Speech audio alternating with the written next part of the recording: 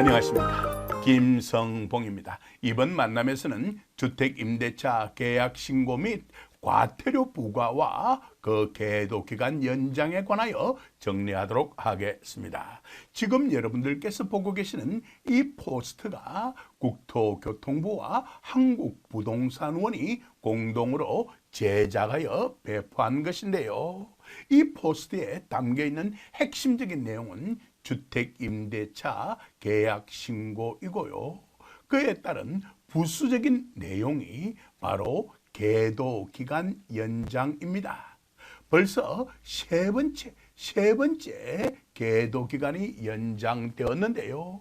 제1차 연장은요, 바로 2021년 6월 1일부터 2022년 5월 31일까지였습니다. 이러한 내용들에 대해서 잠시 후 자세하게 정리해 드릴 테니까 걱정할 이유는 없을 것 같습니다. 그리고 제2차 연장은요, 2022년 6월 1일부터 2023년 5월 31일까지이었으며 제3차 연장이 바로 여기에 해당되는 것입니다. 달리 말을 하자면 2023년 6월 1일부터 2024년 5월 31일까지 말입니다. 이쯤 해두죠. 보다 자세한 내용은 다음 화면 이후에서 다루기로 하고 말입니다. 그리고 이와 같은 부동산에 관한 수많은 동영상 자료들이 김박사 부동산 TV 유튜브 채널에 탑재되어 있으니까 필요한 경우 활용하시기 바랍니다. 화면 정리하고 다음 화면으로 넘어가겠습니다. 예고해드렸던 대로 먼저 주택임대차 계약, 달리 말을 하자면 주택 전월세 계약이라고 할 수 있는 것이죠. 그에 따른 신고부터 정리하고요. 그런 다음에 예고해 드렸던 대로 과태료 부과 기준과 계도 기간 연장에 관하여 정리해 드리도록 하겠습니다. 먼저 주택임대차 계약 신고에 관한 법적 근거부터 정리하도록 하겠습니다. 두 가지 규정만 일단 제대로 정리하면 좋을 것 같습니다. 그중 하나가 바로 부동산 거래 신고 등에 관한 법률 제6조의 2이고요. 그리고 다른 하나가 부동산 거래 신고 등에 관한 법률 시행령 제4조의 3입니다. 이 두 가지가 주택임대차 계약 신고와 관련된 대표적인 법령 규정들입니다. 이쯤에 두고 화면 정리하고 이어가도록 하겠습니다. 그럼 먼저 부동산 거래 신고 등에 관한 법률 제6조 2 주택임대차 계약의 신고 정리해 보도록 하겠습니다. 제1항부터 제6항까지가 있는데요. 중요한 것이 제1항부터 제3항까지입니다. 물론 제4항부터 제6항 또한 중요하긴 합니다만 1, 2, 3항이 훨씬 더 중요하기 때문에 이번 만남에서는 제4항부터 제6항까지는 생략하도록 하겠습니다. 그리고 부동산 거래 신고 등에 관한 법률 제6조 2는요, 2020년 8월 18일 신설된 것이고요. 그 시행일이 2021년 6월 1일부터였습니다. 앞 화면에서 말씀드렸던 일자가 이렇게 나타나고 있는 것입니다. 이에 대한 계도 기간이 세 차례 연장되었는데요. 먼저 2022년으로, 그 다음 2023년, 그 다음에는 2024년 5월 30일까지로 세 차례 연장되었다라고 이미 말씀드렸습니다. 여기까지도 핵심적인 내용 파악가 있을 것으로 믿습니다. 자, 화면 정리하고 이어가 보도록 하겠습니다. 먼저 제1항부터 핵심 내용 위주로 정리해 보도록 하겠습니다. 임대차 계약 당사자는으로 시작하고 있습니다. 그럼 임대차 계약 당사자는요, 임대인과 임차인을 가리킨다는 거 잘 알고 계실 것으로 믿습니다. 예, 빌려주는 사람과 빌리는 사람을 임대차 계약 당사자라고 부르는 것이죠. 임대인과 임차인 말입니다. 예, 이분들께서는요, 주택, 이때 말하는 주택이라는 것은 주택임대차보호법 제2조에 따른 주택 자체를 조금 살을 붙이면서 이어갈게요. 주택 자체를 말하는 것뿐만이 아니라 이 내용 또한 다음에 정리해 두었으니까 걱정할 이유 없을 것 같습니다. 뿐만이 아니라 주택을 취득할 수 있는 권리, 주택을 취득할 수 있는 권리가 바로 분양권이나 조합원 입주권이라는 거, 분양권이나 조합원 입주권이라는 거 잘 알고 계실 것으로 믿습니다. 이러한 분양권과 조합원 입주권에 관해서도 정리된 동영상이 우리 김박사 부동산 TV 유튜브 채널에 탑재되어 있으니까 필요한 경우 확인해 보시기 바랍니다. 이런 권리까지도 다 포함한 것을 주택이라고 한다라는 거 기억해 둘 필요가 있을 것 같습니다. 모든 주택에 대하여 그러한 것이 아니라 대통령령, 구체적으로 시행령 제4조 3입니다. 다음 화면에 정리해 두었으니까 걱정할 이유 없을 것 같습니다. 로 정하는 금액을 초과하는 임대차 계약을 체결한 경우 그 보증금 또는 차임 등 국토교통부령, 구체적으로 시행규칙 제6조 2입니다. 필요한 경우 확인해 보시면 될 것입니다. 예, 그것으로 정하는 사항을 임대차 계약의 체결일부터 30일 이내에, 중요합니다. 임대차 계약의 체결일부터 30일 이내에 주택 소재지를 관할하는 신고관청에 공동으로 신고하여야 한다라고 규정해 두고 있습니다. 이 신고관청은 구체적으로 무엇을 의미하는지, 그리고 이 신고관청은 권한 위임을 함으로 말미암아서 그 예하 기간에서 신고할 수도 있다는 것까지도 나중에 말씀드릴 테니까 걱정할 이유 없을 것 같습니다. 여기까지도 핵심적인 내용은 파가 있을 것으로 믿습니다. 다만 예외적 조건이 이어져 있습니다. 임대차 계약 당사자 중 일방이 국가 등인 경우에 있어서는요, 그러한 국가 등이 신고하여야 한다라고 규정해 두고 있습니다. 여기까지도 핵심적인 내용은 파악하셨을 것으로 저는 믿습니다. 걱정할 이유 없습니다. 이러한 내용들 뒤쪽에 다 풀어서 정리해 두었으니까 말입니다. 화면 정리하고 이어가도록 하죠. 제2항입니다. 제1항에 따른 주택임대차 계약의 신고는 임차가구 현황 등을 고려하여 대통령령, 이 또한 구체적으로 시행령 제4조 3입니다. 어로 정하는 지역에 적용한다. 그렇다면 모든 지역에 적용되는 것이 아니라 시행령 제4조 3에서 정하는 지역에만 적용된다는 것을 파악할 수 있을 것으로 믿습니다. 화면 정리하고 이어가도록 할게요. 방금 전에 확인하였던 제1항에서는 말입니다, 공동으로 신고하여야 한다라고 규정해 두고 있습니다만 제3항에서는 제1항에도 불구하고, 즉 공동으로 신고하여야 한다라고 규정해 두었음에도 불구하고 임대차 계약 당사자 중 일방이, 그럼 임대인이나 임차인 어느 한쪽을 나타내겠죠, 신고를 거부하는 경우가 있을 겁니다.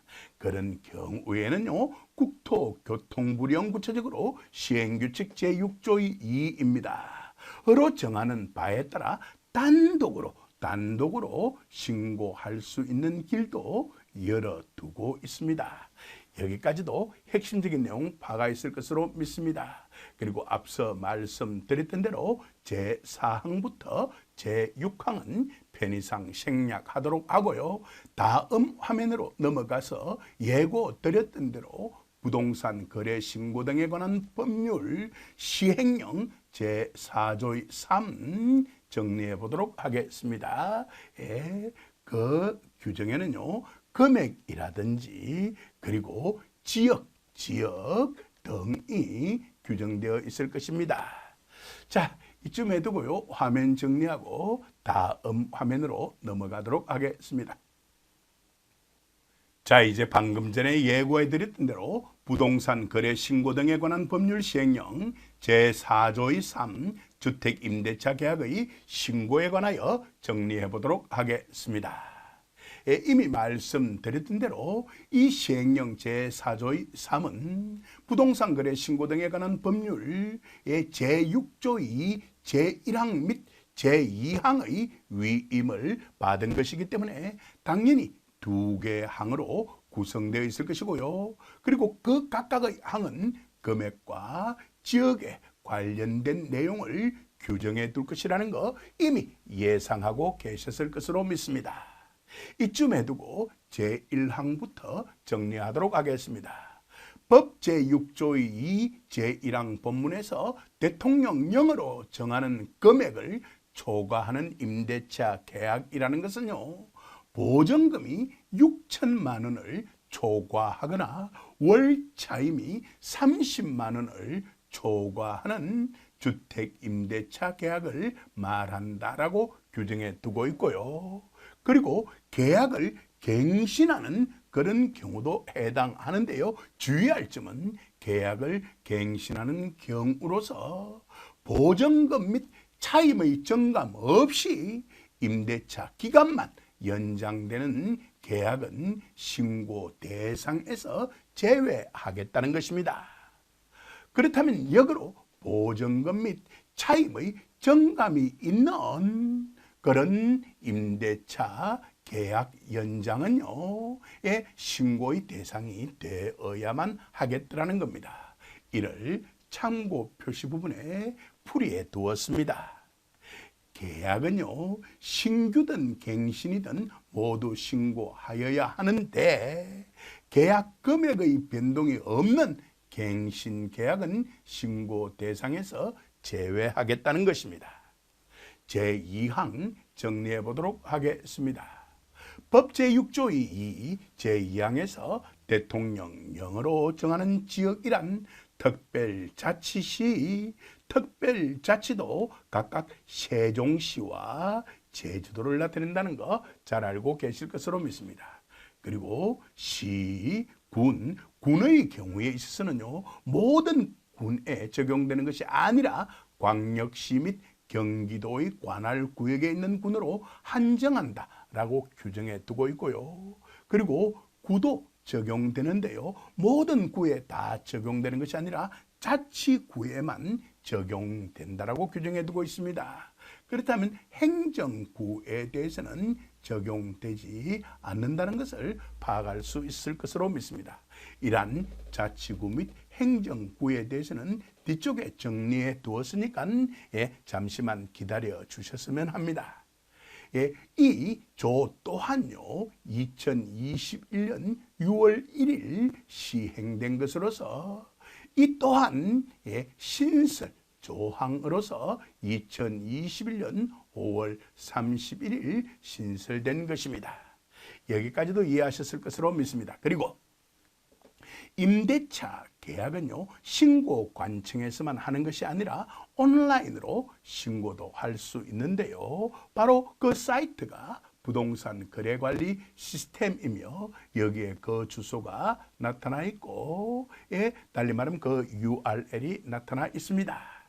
그리고 임대차 계약 신고 관련 유용한 정보를 확인할 수 있는 곳 또한 바로 부동산 거래관리 시스템이라는 사이트이며, 그곳에 접속하셔서 자주 하는 질문 임대차 신고로 들어가 보시면은 그곳에 신고 대상, 신고 방법, 과태료 관련 법 제도 관련으로 나누어 질의응답 방식으로 정보가 정리되어 있습니다.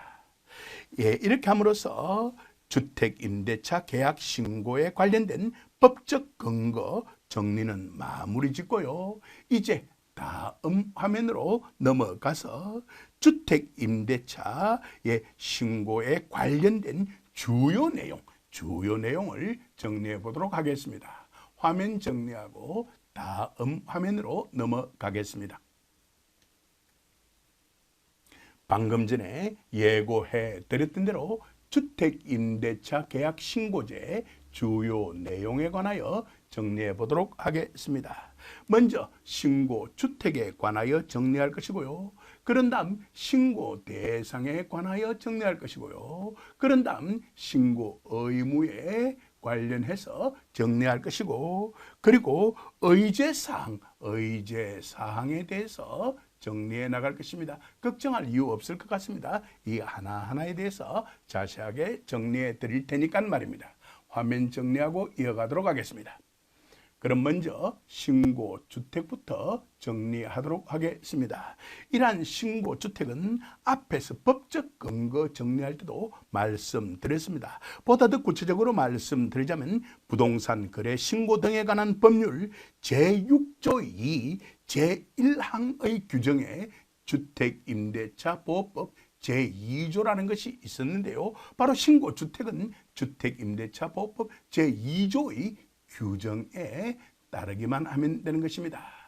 그렇다면 예고해드렸던 대로 주택임대차보호법 제2조가 어떠한 내용인지 확인해 보도록 하겠습니다. 그 적용 범위를 규정해 두고 있는데요. 이 법은 구체적으로 주택임대차보호법입니다.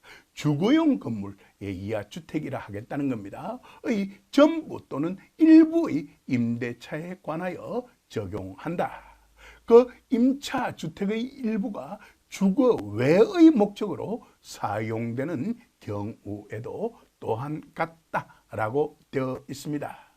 그렇다면 비주택에 해당될 텐데요. 공장이나 상가 내에 있는 그런 주택 또한 적용되어야만 하겠다라는 겁니다. 여기까지도 이해하셨을 것으로 믿고요. 화면 정리하고요. 제가 주택에 관하여 보다 자세하고 구체적으로 정리해둔 내용이 여기에 제시되어 있으니까 확인해 보도록 하겠습니다. 여기서 말하는 주택이라는 것은 넓은 의미의 주택으로서요. 주택 그 자체뿐만이 아니라 조금 살을 붙여볼게요.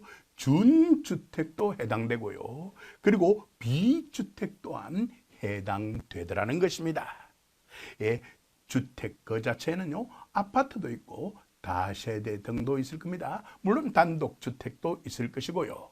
그리고 준주택이라는 것이 있는데요. 준주택이라는 것은 주택법 제2조 및 주택법 시행령 제4조 준주택의 종류와 범위에 잘 규정되어 있습니다. 네 가지가 있는데요. 흔히 외울 때는 그 첫 글자를 따서 오노, 기다, 오노라는 사람이 기어가다 라는 식으로 흔히 암기 코드로 활용을 하죠. 오라는 것은 오피스텔을 나타내고요. 노는 노인복지주택을 나타내며 기는 기숙사를, 다는 다중생활시설을 나타내는데 다중생활시설은 법률 용어이고요. 쉽게 말하면 고시원입니다.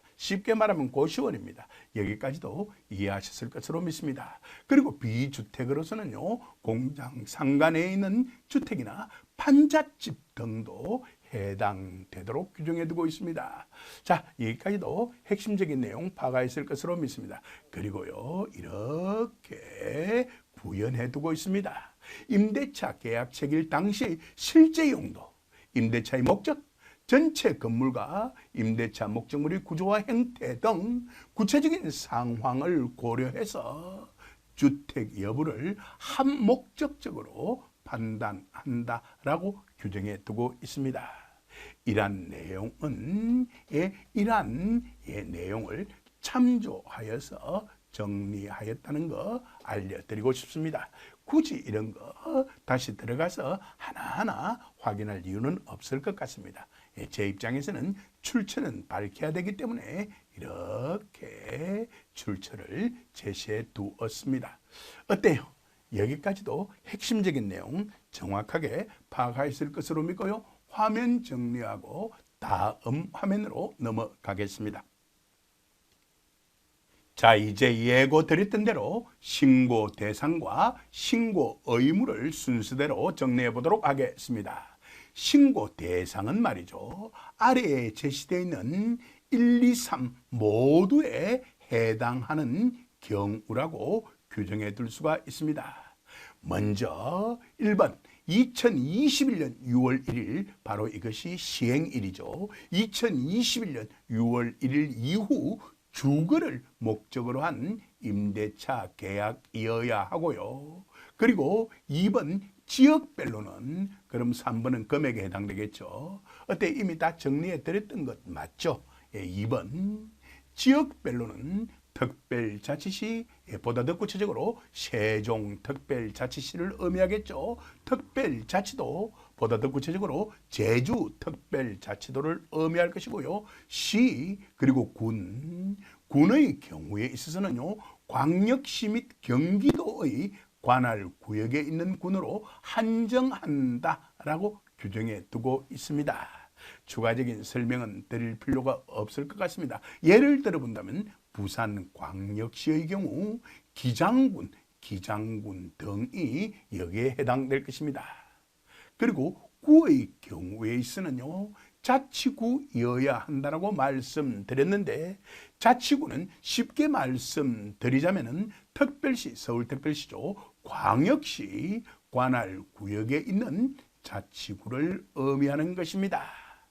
여기까지도 이해하셨을 것으로 믿습니다.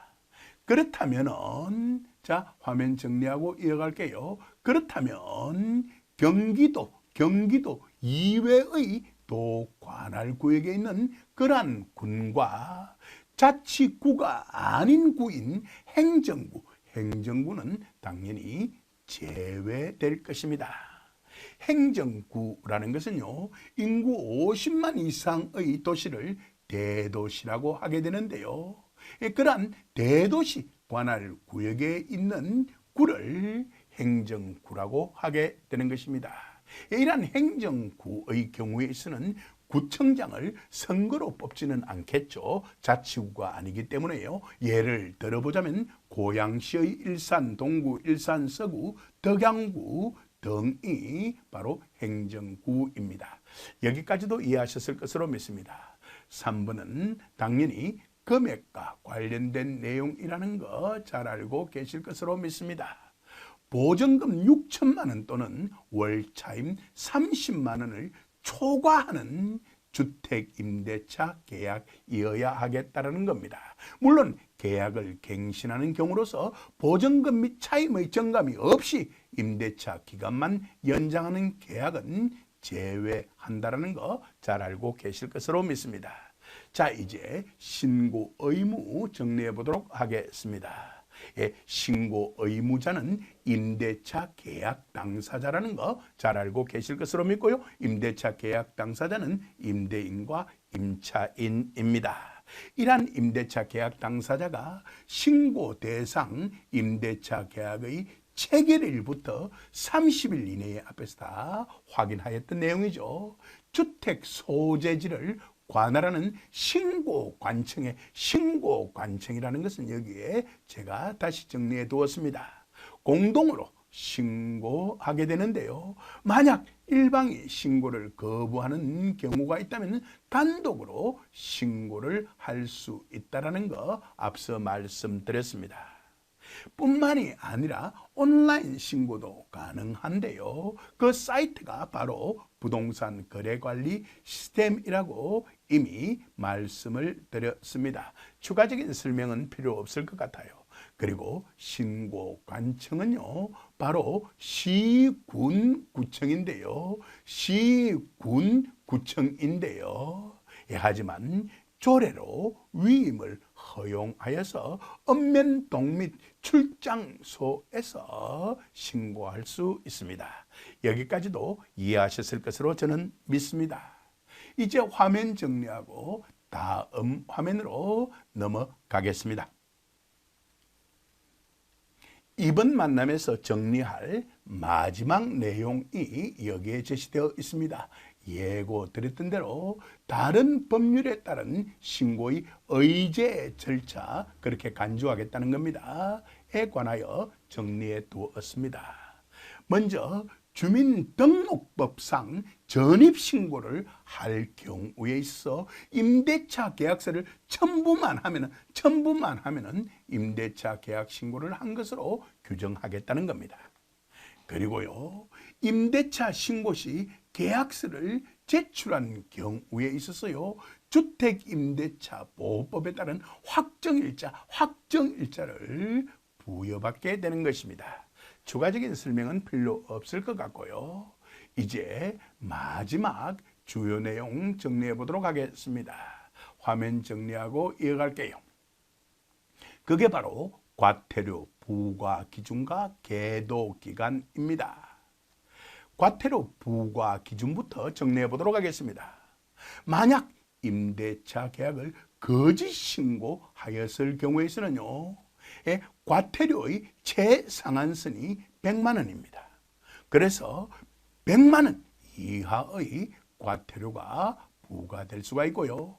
그리고 임대차 계약 미신고를 하였을 경우에서는요, 계약 금액 규모가 작고 신고 혜택 기간, 해이하고 태만한 기간을 혜택 기간이라 그러죠. 짧을수록 과태료를 더 적게 매길 것인데요, 최소 4만 원까지 낮추는 등 차등적으로 부과하겠다는 겁니다.